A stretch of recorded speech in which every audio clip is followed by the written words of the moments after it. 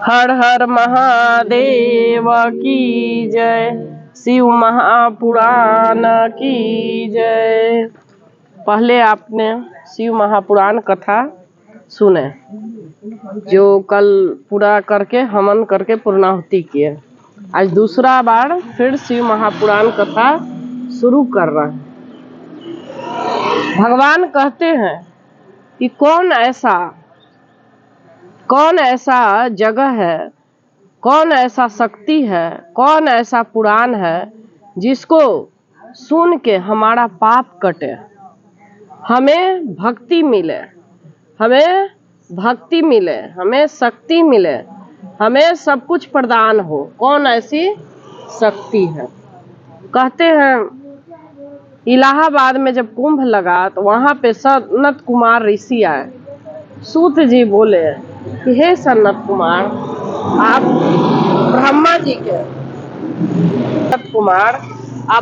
जी के पुत्र हैं, कुछ ऐसा सुनाइए जिससे सुनकर हमारे पिछले जन्म का पाप नष्ट हो और भक्ति मिले, हमारा ज्ञान बढ़े, हमारे को भक्ति मिले, हमारे को ज्ञान मिले। इस तरह से ऋषि लोग, महात्मा लोग कह रहे हैं। ऋषि कहते हैं कि हमारे को भक्ति नहीं मिलेगा तो हम कहाँ जाएंगे, हमें प्रेम नहीं मिलेगा तो हम कहाँ जाएंगे, हमें कुछ बताइए, आग्रह कर रहे हैं।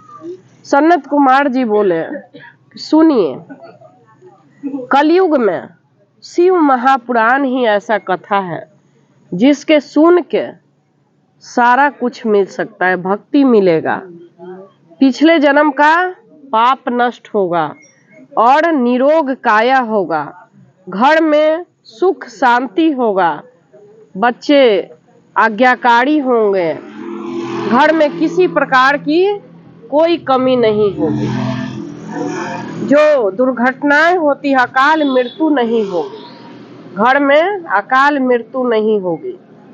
घर में कोई एक भी भक्त कथा सुनता है नियम पूर्वक शिव महापुराण का, उसका बेड़ा पार हो जाता है।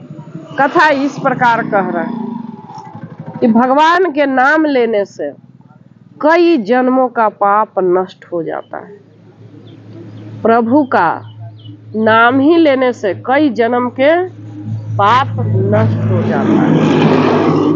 भगवान सपना में भी नहीं आते और जिसको सपना में आते हैं वह धन्य है। जिसको सपना में आते हैं वह धन्य है। भगवान सपना में भी भोलेनाथ नहीं आते। इस तरह से शिव महापुराण के कथा कह रहे हैं। सनत कुमार जी बोलते हैं कि ऋषियों में श्रेष्ठ सनत कुमार जी बोलते हैं कि धर्म परायण रहकर जो भगवान शिव को पूजा करता है, उनका नाम जपता है, उनका सत्संग सुनता है, उनका बेड़ा पार हो जाता है। भगवान कहते हैं, सनत कुमार जी कहते हैं कि जो शिव की पूजा करता है उससे बड़ा कोई वो नहीं है। भक्त के बारे में बताते हैं कि शिव भक्त में ही भगवान बसते हैं, कथावाचक में ही भगवान बसते हैं।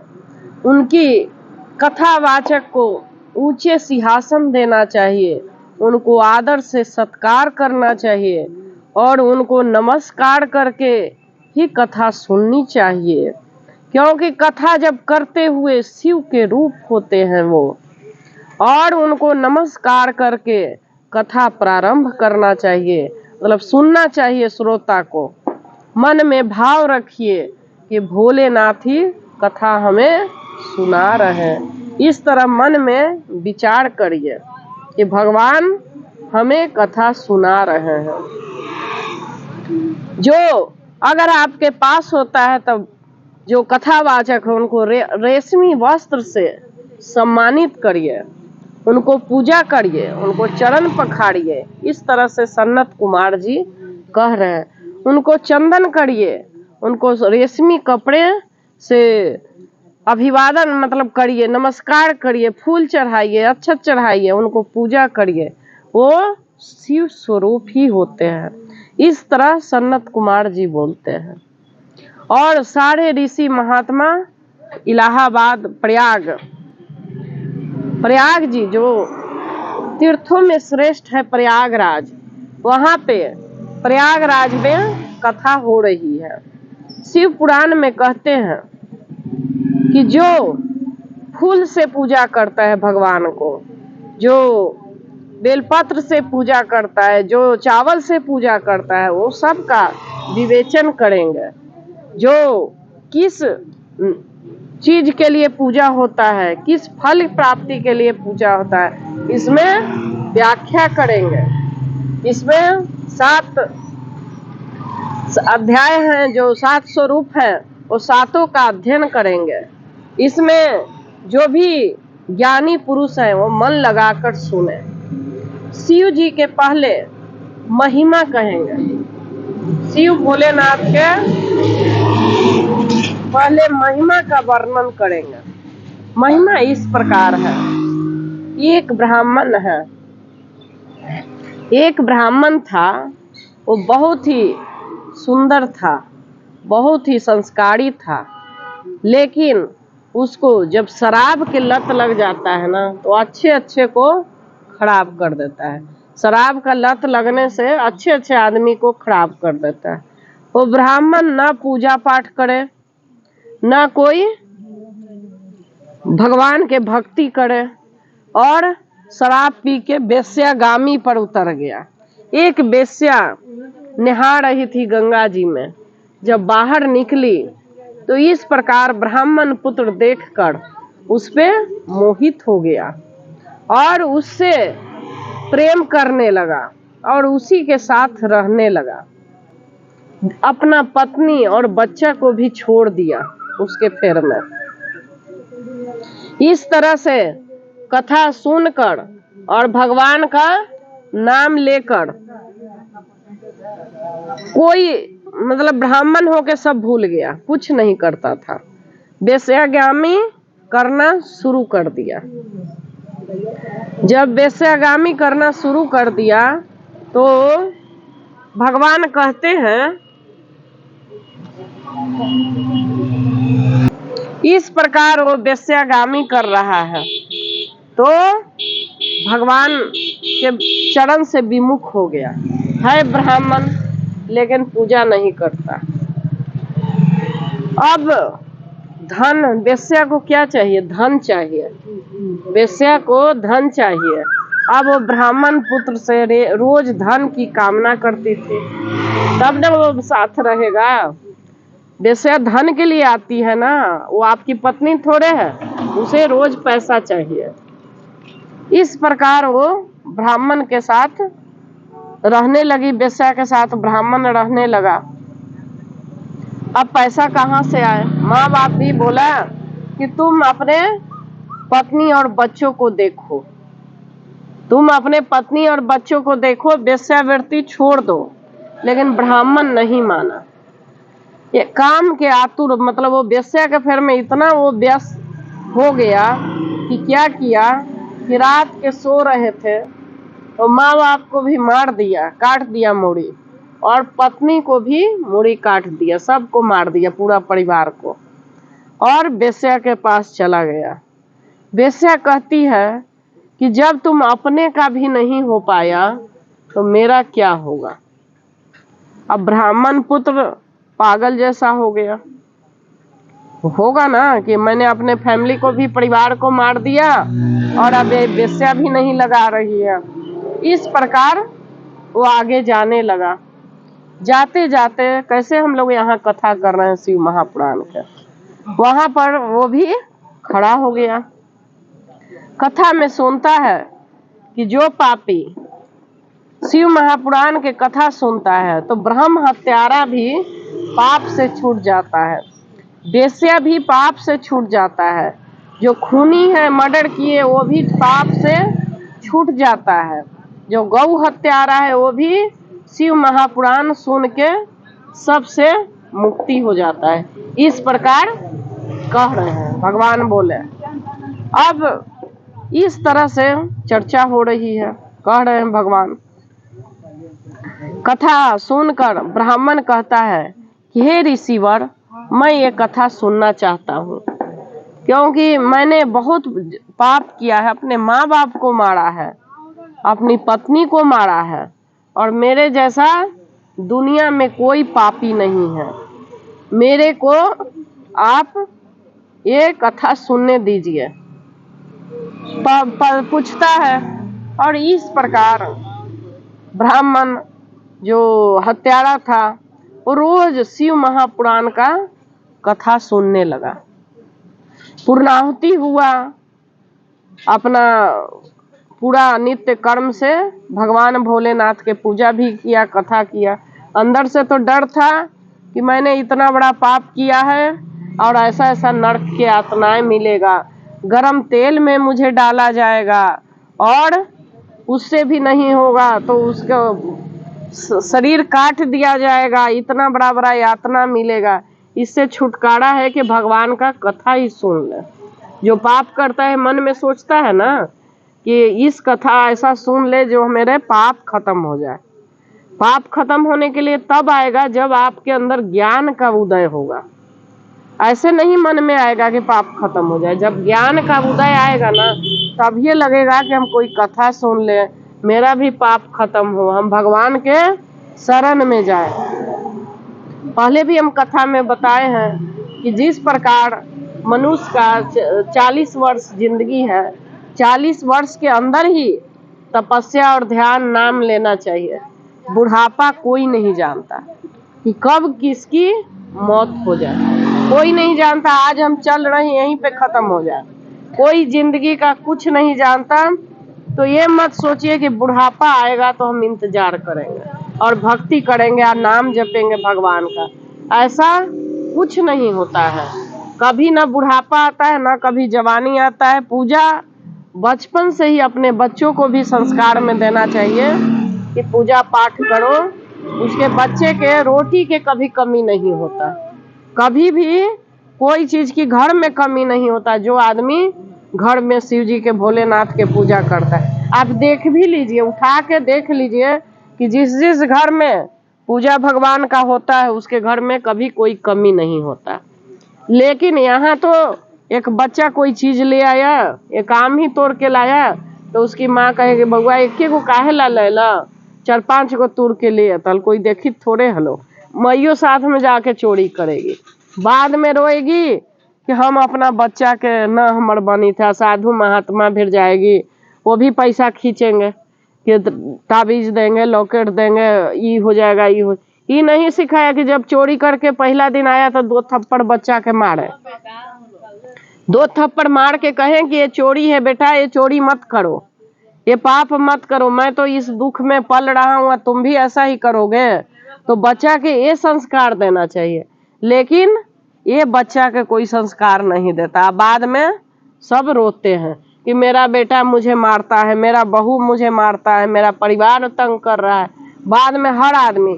लेकिन आप देखिएगा, एक लड़की थी तो इतना शिव जी के पूजा करती थी, इतना शिव जी के पूजा करती थी, और माँ बाप कभी शादी के लिए नहीं किया। उसका गांव घर उसकी शादी करवा दिया क्योंकि शिव भक्त थी। गांव की नजर में सपना आया बाबा के कि तुम उठो और इसकी शादी कराओ। वो गांव के मिल के शादी करा दिया, माँ बाप को फिक्र नहीं था।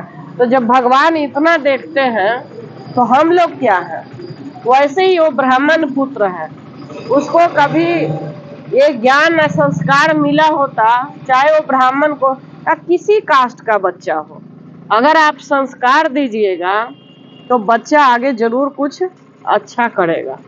बचपन में ही माँ को ही नींव डालना है, बचपन में माँ ही नींव डालती है। अब जैसे कहीं किसी के यहाँ बारात है, खाना है लगा हुआ, तो बोलेगा एक थाली ले आओ, उठा के नाश्ता ले आओ, वो 10 बार ढोते रहता है, 15 बार ले आएगा थाली उठा के। किसी के घर में भोज है तो घर वाला रख रहा है तब ना उसका बच्चा ला रहा है। वो आगे क्या सीखेगा? वो भी तो चोरी करने के लिए ही सीखेगा ना। ये सब संस्कार कहाँ से आता है? माँ देती है। बाप बाहर से कमाता है, लेकिन संस्कार उसको माँ देती है। अगर बच्चा को मना कर दीजिए कि नहीं बेटा ये पाप है, ऐसा मत करो, तो बेटा कभी भी नहीं करेगा। बेटा कभी भी नहीं करेगा। आप पहले भी एक सुने होंगे कथा में कि एक चोरी करता था, चोरी करते करते काफी बड़ा चोर बन गया, उसको मर्डर भी कर दिया चोरी के चलते, तो उसको फांसी के सजा हुआ। तो कहते हैं ना कि किसी को बुलाइए, जो आपके कोई अपने हैं उनको बुलाइए। इस तरह से उनको बोला कि मुझे मिलना है तो सिर्फ अपनी माँ से मिलना है, किसी से नहीं। तो माँ मिलने गए तो यहीं पर काट के उसने निकाल लिया दांत से। बोले कि तू कैसी माँ है कि मुझे एक दिन, पहला दिन जब चोरी किया, क्यों नहीं तुमने रोक दिया था? तुमने ही तो चीज सामान मंगवा के रखा कि ले आवा ये ले आवा। पूरा उस समय न्यूज में भी आया था, मतलब ये घटना न्यूज में भी आया था। वो माँ के बुला के ही माँ को काटा था कि तुम जीने लायक नहीं हो। तुमने ये दुनिया समाज में सबसे बड़ा उदाहरण दिया कि तुम वो करता है। मान लिया किसी का बांस रखा है ठेकेदार का, वो तो बेचारा खरीद के लाया है, और अच्छे अच्छे पुजारी आदमी के मैंने देखा है वहाँ चोरी करते हुए, मैंने उठाते हुए, मेरे पास आज भी था, मैंने वीडियो डिलीट किया है आज ही। मतलब अच्छा अच्छा आदमी बांस उठा के ले जाता है, उसका पैसा लगाया। एक आपके अंदर जो आत्मा है भगवान, वो तो आपका देख रहा है ना। चोरी करते आपको आत्मा तो देख रहा है, वो भगवान का रूप तो देख रहा है। आप दुनिया से छिपा सकते, उससे कैसे छिपाइएगा? तो वो बैठ जाता है और वही आपको सजा मिलता है। जो आप कहते हैं ना कि ये हो गया, ये हो गया, ये हो गया, कहते हैं ना कि दुख है, ऐसे है, तकलीफ है, कारण यही है। हमारा दुख का बीज इसी से बोया जाता है। अगर उस ब्राह्मण को ऐसा संस्कार मिलता तो गलत में नहीं जाता। और इस तरह जब शिव महापुराण के जब कथा सुना, तो कथा प्रेम से सुना, भाव से सुना। कथा क्या सुनना चाहिए? भाव से, प्रेम से कथा सुनना चाहिए। कि प्रेम, जब अंदर प्रेम जागेगा तभी ना हम कथा में जब बैठल हैं। प्रेम नहीं जागेगा तो हम क्यों आएंगे धूप में? धूप में दौड़े दौड़े आ रहे हैं ना कथा सुनने के लिए कि चलो भाई कथा सुनने भगवान का। ये क्या है? प्रेम है, भाव है। धूप भी नहीं लगती हमें, ना हमें लूक मारेगी, हम लोग बहाना ही करते हैं, कुछ नहीं होगा। जब हम भगवान के शरण में आते हैं ना, चाहे हम 2 बजे भी दिन में आएंगे तो हमें कुछ नहीं होगा, क्यों? भगवान हमारे साथ है। हमें वो लेके आता है, हम नहीं आते हैं। हमें प्रभु लेके आता है कि चल तुम, अंदर की जो आत्मा है वो हमारा शुद्ध हो रहा है। कितने लोग जा रहे हैं, क्यों नहीं कथा बैठ के सुनते हैं? कितने लोग आ रहे हैं, जा रहे हैं, कथा क्यों नहीं सुनते? कथा सुन के कई जन्म के पाप करता है। उसी प्रकार वो ब्राह्मण मन में विचार कर रहा है कि हम तो इतना पाप किए हैं, नरक ही मिलेगा। लेकिन उसी टाइम यमराज आता है और यमराज ले जाने के लिए उसको पकड़ने की कोशिश करता है। तो शिव जी के गण आ जाते हैं और बोलते हैं कि इन्हें छोड़ दीजिए, इन्हें हम ले जाएंगे। सम्मान से कह रहा है कि इन्हें हम ले जाएंगे। तो यमराज बोल रहा है कि ये तो बहुत बड़ा पापी है, आपने माँ बाप को मारा, पत्नी को मारा, इससे बड़ा पापी क्या हो सकता है? चोरी किया इसने। तो बोले कि कोई चोरी, कोई कुछ नहीं है इसमें, मतलब कुछ भी ये नहीं किया है पाप, सब पाप खत्म हो गया। जो भी पाप किया सब खत्म हो गए, क्योंकि इसने शिव महापुराण का कथा सुना। शिव महापुराण का पूरा कथा प्रेम से सुना है, इसलिए इसका सारा पाप खत्म हो गया। अब ये शिव लोक में जाएगा। ये कहाँ जाएगा? शिव लोक में जाएगा। और यमराज, भोलेनाथ के सामने यमराज क्या करेगा?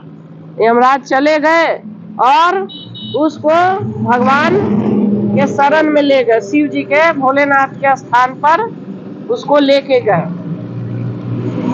वहां जाकर साक्षात त्रिलोकीनाथ, त्रिनेत्र, हाथ में डमरू, गले में सर्पों का माला, माथे पे चंद्रमा और त्रिशूल लिए, अंग में भभूति, मृगछाला पहने हुए प्रभु, कानों में बिच्छा का कुंडल, जटाओं में गंगा, इस प्रकार सुशोभित हो रहे थे प्रभु।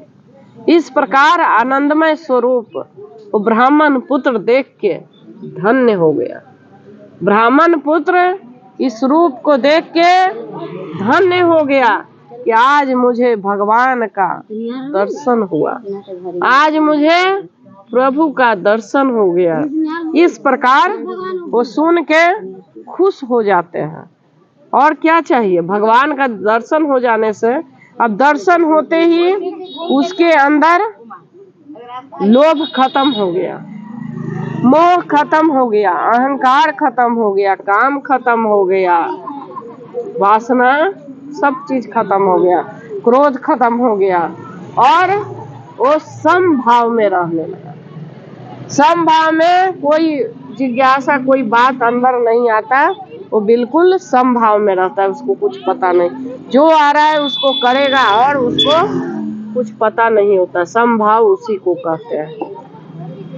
इस तरह वो ब्राह्मण भगवान के गण में शामिल हो गया और ये कैसे प्रताप से हुआ, क्योंकि ये शिव जी के प्रताप से हुआ, शिव महापुराण के प्रताप से हुआ, इस कथा के प्रताप से हुआ। कहते हैं कि 2 घड़ी भी अगर हम शिव महापुराण के कथा सुनते हैं तो अति प्रसन्नता होती है, सब दुख कर्म सब कट जाती है और भगवान की कृपा हमें प्रदान होती है।